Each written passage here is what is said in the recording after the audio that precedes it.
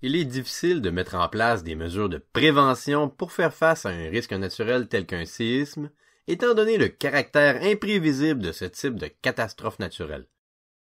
Les sismologues surveillent tout de même de très près l'activité sismique de la région de San Francisco afin de détecter d'éventuels séismes avec des sismographes, des appareils qui servent à enregistrer les vibrations du sol.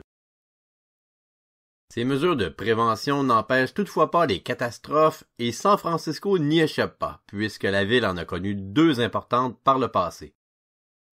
En 1906, un séisme majeur a détruit une bonne partie de la ville.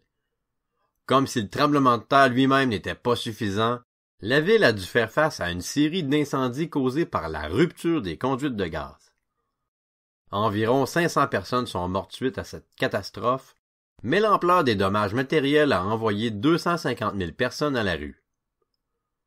En 1989, un deuxième séisme important a touché la ville de San Francisco, faisant moins de dommages cette fois puisque des normes de construction parasismique avaient été appliquées.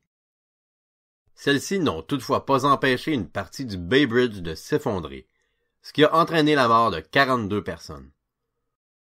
Au total, le séisme a causé une soixantaine de décès, mais a aussi laissé des milliers de citoyens sans abri. Pour évaluer le degré de vulnérabilité d'une ville, il ne suffit pas de vérifier sa situation géographique. Le niveau d'urbanisation est un élément très important à prendre en considération. San Francisco, pour sa part, est un lieu où la population y est très concentrée.